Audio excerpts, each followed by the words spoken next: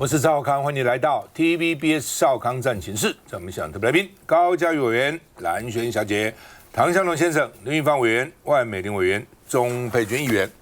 好，那么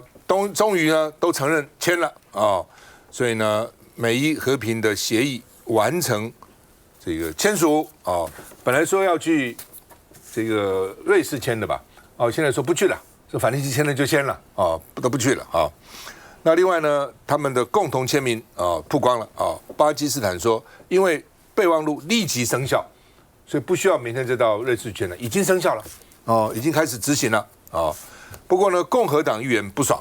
说严重失误，两大症结第一个症结就是说60天期限恐怕会变成空谈，为什么？因为核武到底有没有限制到3000亿美元？到底谁给他出钱？谁去重建？议员有意见那川普在这个时候感谢习近平跟普丁保持中立，说呢他们的中立有助于稳定中东的局势。如果这时候普丁或习近平倒他一个蛋那个后果难料伊朗跟中国外长通电话，关切以色列的军事行动，还有关切荷姆兹海峡大家都关切荷姆兹海峡3000亿到底有没有？开始没有川普也说我10美分都不会给他，可是他们说不是美国政府出钱。包括非洲，包括中东，包括亚洲，亚洲就有日本、韩国、新加坡、马来西亚要出钱那要出钱帮助伊朗重建，当然这也是一个商机了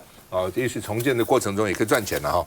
那但是呢，川普自己否认说美国政府会出钱，10美分我都不会给那其他国家要出钱，他们自己去出那另外呢，中国趁着美伊停火抢先布局，中国先宣布要援助伊朗，中国决定提供新一轮人道主义援助。今年3月已经向伊朗、约旦、黎巴嫩、伊拉克提供的紧急人道援助，我现在继续给纳坦雅胡以色列很不满意川普就是你不满意什么东西当时在2020的时候，我要跟你以色列联手，把伊朗革命卫队的将领叫苏雷曼尼把他杀了，你退出以色列你孬种，你退出你现在不满意什么如果不是我美国保护你，对不对？你伊朗核弹2个小时把你以色列灭了，还有呢，尼坦雅胡你在这边作威作福当总理，你现在应该关在监狱里面，你有案在身，不要忘了。好，那么结果呢？因为现在伊朗问题解决了，所以在 G7 的会议呢，他们就一方面停美伊协议，说川普真了不起，拍川普马屁；一方面说，不要忘了乌克兰呢，不要忘了乌克兰呢，对俄罗斯还要制裁呢，所以呢，川普在 G7 迟到，还说我是老大，他喜欢当老大，大家就给你当老大，放话呛伊朗，你不听话，我在你头上丢炸弹这话也讲过很多次的了那另外呢，这次主要的这个14点里面，不谈代理人，不谈伊朗做谁的代理人，不谈飞弹，所以伊朗看起来是赢的所以我们看第一个，石油要重新流动；第二个，伊朗能够自由出售石油；第三个，伊朗获得未来利益的承诺另外呢，伊朗飞弹跟代理人没有纳入谈判，以色列黎巴嫩战争可能会威胁协议，美国以色列关系出现裂痕等呢，最后还是要看最后60天内的协议到底怎样了CNN 说，川普曾经做一本书叫《The Art of the Deal》我很多年前看过，写得非常好，教你怎么谈判，怎么这个跟商人之间、跟政府之间谈判。因为川普搞房地产生意，常常跟纽约市政府州政府谈判。这个谈判书里面觉得最忌讳的谈判，就是让对手感觉自己急于达成协议。那川普是让伊朗觉得他很急，因为期中选举要到了。虽然他说我不在乎期中选举，但还是很急，所以这是他犯了大忌。我们看一下。川普亲口证实，美伊14点备忘录已经签字批准，双方60天内要谈成正式协议。That is a memorandum of understanding. If it doesn't get done in 60 days, that's all right. We go back to bombing. 美国刚签完字，伊朗态度似乎更强硬。Moments after Trump officially signed the 14-point agreement with Iran, Iran's chief negotiator called the deal a quote record of America's failure. یعنی در حقیقت مسئولیت اونجا وسط جنگ بودیم. 14点协议最后谈成哪几点还有得吵？光是撤不撤军这一点。It's a good place to stay. The question was, how long will you leave the military in the Gulf? I would say a little while. 还是川普说了算？他人在法国出席 G7 的领导人峰会，一进门就说他是老大。I'm the boss。玉芳兄怎么看？你刚刚讲那个飞弹的问题，没有讲，然后核武的问题好像有点模糊。因为如果你一定要坚持说，啊，你核武不能发展，你伊朗的核武不能发展，然后这个弹道飞弹你也不能再发展，那伊朗绝对不会接受。因为这一次的战争证明，美国最后愿意跟他谈和，就是因为他有足够的无人机、弹道飞弹，还有控制了荷姆兹海峡，他才有办法幸存到现在。所以你叫他弹道飞弹他不发展的话，那他就没有对抗以色列，没有对抗美国的那样的一个很基本的这种武器系统了嘛。所以这是很难。第二个就是说，讲这个核武问题，的确是一个从一开始到现在最麻烦的问题，还是核燃料的问题。伊朗说他不发展核武，他保证啊。然后那美国就说，那这样子，他最新的最后这个协议里面就是说，那就就地稀释那些所谓的浓缩铀，不用运出去了。对，你要知道最先的要求，川普的要求是这些浓缩铀全部都要给我移到美国去，伊朗坚决不同意。那川普也知道，如果硬要逼伊朗，那这个就破局了。所以这个核武的问题的麻烦在哪里？那个在那个被摧毁的那座山的底下，那些这种高浓度的那些这个铀，请问你要怎么处理它？你要进去挖它都不是一个很简单的事情。所以说，未来60天就会找到一个方案，说一边把浓缩铀把它处理掉，然后它的核子设备也做某种程度的限制，然后所有的核子设施有7、8个地方全部做一个很详细的检查。坦白讲，也不是很容易的事。你知道，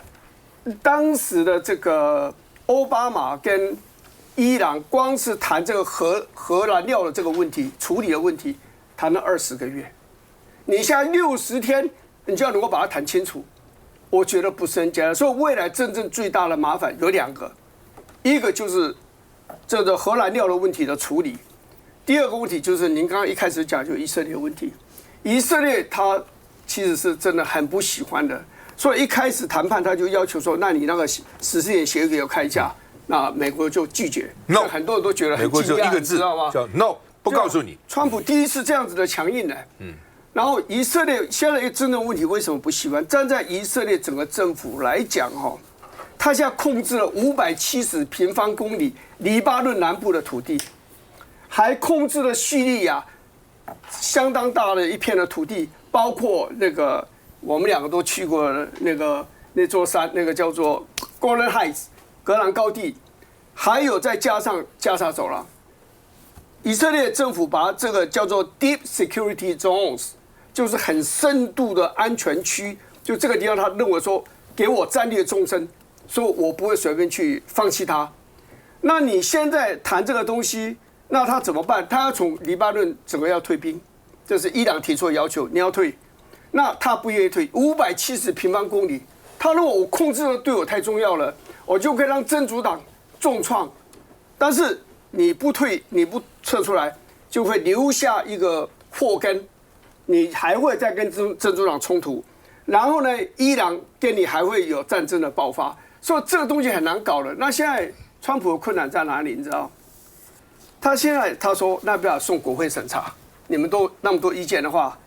参院100位参议员里面有9位是犹太人，430位众议员里面23个是犹太人。那你会讲说，那9个参议员里面，那个 Sanders Bernie Sanders 那是犹太人，他非常的反对现在的纳坦雅夫政权，没错。但是这样的以色列人犹太人然后反对以色列的是真的少之又少，像 Bernie Sanders 这种人，相对的来看，大部分的参议员众议员没有人敢去反对以色列的，所以以色列的游说团在国会山庄是纵横无阻的啦。那你现在如果说这个案子最后因为很多人反对，因为现在跳出来反对的 Graham 这个南卡罗来纳州强迫我们买那个波音飞机的那个参议员，他就反对。还有一个叫做Cassidy 这卡西迪，他也反对，他也是参与，他也反对。所以由你送到参院里面去，送到国会里面去，你这个协议真的通过就很难。这个就是当时奥巴马不敢把他这个谈判的那个协议送到美国国会去审查原因，他把他说这个是我的行政的特权，我这个是一个 agreement 啊，我这个不是一个 treaty， 所以我不需要送进去接受所谓的美国宪法第2条第2项第2款的规定，要参议院2/3议员通过采农过算数，他不愿意冒这个险。所以现在你讲来讲去是很对，就以色列是个大问题，核武的这个核燃料的处理也是个大问题。小龙，这14点出来了之后，你只要仔细看，从第一条开始，它就是我们过去在读中国现代史的时候，我们的共同的感觉，这真是一份丧权辱国的不平等条约。美国竟然能够接受和伊朗去签下这样子的一个丧权辱美国的不平等条约，真是不可思议。从第1条开始，除了中间的那个有关于浓缩铀的条文，那个是伊朗呢保持他原来立场，而且美国仍然没有对浓缩铀的控制权。其他的每一个条文，基本上面呢都是美国对伊朗的片面的让步。同时呢，几乎呢，美国在这样子的一个 MOU 的备忘录里面，美国公开的担保了伊朗这个国家呢未来的主权，同时不再受到侵犯，不再以任何的军事手段，也不干涉内政，同时呢还能够扩及到呢伊朗的盟友们，包括黎巴嫩，这真是不可思议。你可以想从这样子的一个丧权辱美国的不平等条约，你回推，你可以想见呢，在这场呢对伊朗2月28号所发动的攻击行动之后，美国呢到底是吃了什么亏？他从表面上面来讲呢，如果不是看到这个条文，我还真不敢相信过去几天呢，在所有的媒体当中呢，就是这种的只字片语所传出来的有关于呢这样的一个所谓的协议的内容。但是出来了之后，过去所有我不相信的1个多礼拜的不相信的协议的内容，通通都在里面。同时我再从文字上面来讲，难怪伊朗呢会觉得他呢大获全胜。我如果是伊朗，我就宣布呢，今天是呢国定假日，从明年开始都放假。你没有任何一个国家从美国的手上呢讨到这种的便宜，一个都没有。那所有的条件呢，立即生效，荷姆兹海峡开通，未来呢要甚至可能收费。虽然大家说那还有60天的谈判期，60天谈判期那个条文后面也加一条哦，如果说必要的时候呢，双方同意就往后延，他最后一定往后延。一定呢，就是呢继续演。川普呢在这场我们只能够去呢从这个一个协议的内容去回推，川普美国为什么急着打退堂鼓？这种的打退堂鼓的情况，你过去只有在什么时候？在越战后期的时候。你看到了美国当时的反应，表面上面来讲继续的狂轰滥炸，我一定要把你如何，但其实他已经在跑了。当他把巴黎和会签字拿到诺贝尔和平奖，那就是他的告别式，他就是呢在跟越南的撒尤娜娜说再见。那个时候的越南跟现在以色列会有几分像？以色列现在当然他在实力上面比当初的越南强，但是呢，美国在这一次签下这样子的一个不平等条约，它最具体的含义就是美国在整个的印度洋地区扛不住了。他已经没有能力在这个地方呢继续打一场呢对美国来讲3个月的军事上面的消耗，伊朗光是凭着他的导弹就已经呢让美国呢焦头烂额。因此在未来在看待印度洋这个洋面，我相信这2天大家也注意到，美国的国防部战争部突然间呢把他的印太司令部的那个印又拿掉了。就回到了太平洋司令部，印不见了。你把这2件事情摆在一起，它是同一件事。美国呢没有能力呢，在地球再也没有能力在地球上面，地球仪距离美国最远的一端。如果我今天呢坐在白宫，我地球仪拿出来看的时候，背面的那个点呢，大概就伊朗。美国过去认为管你地球上什么地方呢，我都打得到你。但是今天告诉你，他打不到，离他太远的地方他就没有办法。所以他为什么花很多时间去感谢中国，感谢习近平？因为习近平保持中立。保持中立呢，对美国来讲呢，就是最大的帮忙。美国在印度洋的时代呢，已经过了。美国如果连以色列都能放弃的时候，台湾就得要好好想一想，你真的觉得扒着美国会有用吗？知己知彼，百战百胜。老美就是这样子。我在节目讲过很多次了，他不止在战场上，他在商场上，在任何地方都是一样，很热情，很有冲劲，没有耐性。公司也是一样啊，谁看你什么5年、10年公司怎么发展？一季的爸爸都要看，看不好 CEO 就滚蛋了。哦，所以这个交易的艺术里面讲的真的是很对了，你不要急呀。哦，他这个不是只是对伊朗战争啊，我们平常日常生活里面每天都在发生的。你要跟人家谈判，你要跟人家讨价还价，每天都在发生啊。哦，不管这个同学之间、同事之间、夫妻之间、男女朋友之间、商场之间，都每天都在谈判，大大小小谈判，谁急谁就要付出代价，谁越急谁要付出越大的代价。那川普现在急嘛？伊朗不急啊，因为你有期中选举啊，我没有啊。哦，刚刚他提到香龙提到那个巴黎和谈。巴黎和谈没有多久，越南就沦陷了。为什么？我再讲一次，讲过了哈。巴黎和谈的时候，到巴黎去谈，北越、美国、南越去谈。美国在巴黎租了一个5星级饭店，代表团进驻5星级饭店，约是按月付钱，这个月签约，付多少钱？下个月签约。北越代表团在巴黎近郊租了一个别墅，整个代表团住进去，签约5年。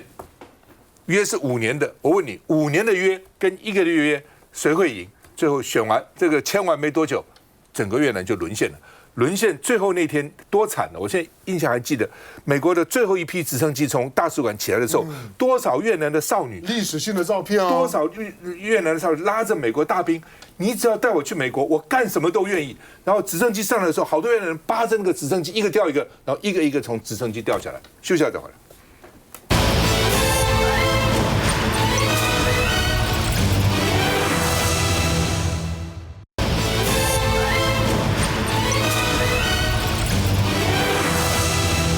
黄仁勋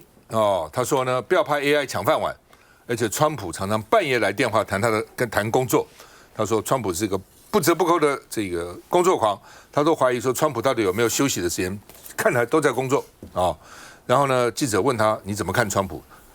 总统成功就是国家成功，讲的是废话嘛？这话其实等于没讲嘛。如果总统成功就是国家成功，讲这什么，对不对？如果赖清德做的成功，台湾就成功了，中华民国成功了，不讲废话嘛？那问题他成不成功，对不对？那另外呢，这个黄仁勋鼓励人人用 AI， 用 ChatGPT， 这 AI 大家不要怕 AI， 而且是要拥抱 AI 的时代到了，但是呢，监管还是要明确的指引，不能够不监管，到时候很麻烦的哈。那另外呢，他说如果美国缺电，就没有优势了，因为他们现在讲电力就是算力，算力就是电力，那怎么办呢？你要计算要快，速度越来越快，越来越快，电要够啊，所以呢，这个他在台湾也这样讲，到美国也这样讲哈。那另外，川普又说台湾偷走晶片，而且说呢，就台湾把晶片都偷走了，说我在这个2年以后卸任之前的美国的晶片制造占全世界50%以上，不来台湾这些厂啊，不来盖厂呢，我就叫你吃200%的关税，把你成本提高。你不要以为在台湾生产便宜，对不对？到美国生产贵，加2倍的关税200%，嘿嘿，你的成本就不比我低了啊。那而且说苹果同意跟英特尔合作要生产晶片了，他也就强迫这个一方面强迫入这个公司的股啊，一方面强迫他跟谁合作啊，就变成这样子哈。好吧，我们看一下。He heard that I happened to be in Florida, invited me over for dinner, and at Mar-a-Lago? Yeah, that's literally how it happened. 被问到与美国总统川普2025年1月的碰面，回答执行长黄仁勋回忆与妻子 Lori 一同前往海湖庄园。He was incredibly engaging, incredibly charismatic, conversational, asked a lot of questions. The only thing that he's ever talked to me about is creating more jobs, reindustrializing the United States, protecting national security. 黄仁勋接受美联社专访，除了分享与川普共进晚餐时，话题总是围绕企业如何贯彻美国政府的政策。记者也追问，与川普友好该如何平衡与民主党的关系。President Trump is our president. He's my president, and I believe that every American should want our president to succeed. 然而，政府近期对 AI 监管转趋强硬，黄仁勋也重申一贯的立场，他认同国家安全的重要性，但也认为应该制定明确的指引。AI 目前是美国舆论的核心，有一派声音反对建造更多资料中心，担心对电网构成压力，而且也主张 AI 快速普及会导致劳工失业。然而，目前也正值美中 AI 竞争开打，黄仁勋有信心，只要美国积极参与，就能够独占鳌头。来，美玲。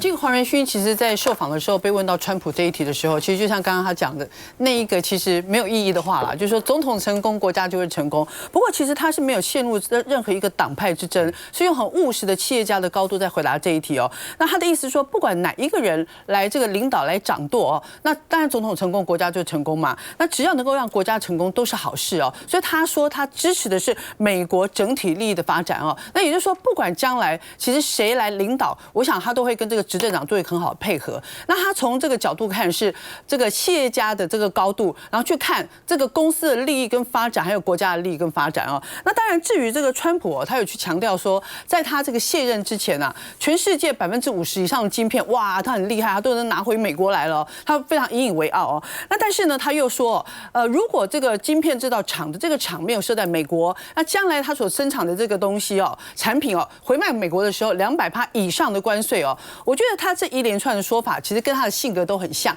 第一个呢，很想展现他是一个霸气的这个总统；第二个呢，就是美国利益优先。那所要谈的其实就是一个把国家利益、他自己个人的利益等等哦，所有的这个都是建立在利字上面哦。所以其实他在看待这个半导体这个问题的时候呢，还是逻辑一致哦，通通都是怎么样对美国好，他怎么做，他不会去管别的哦。所以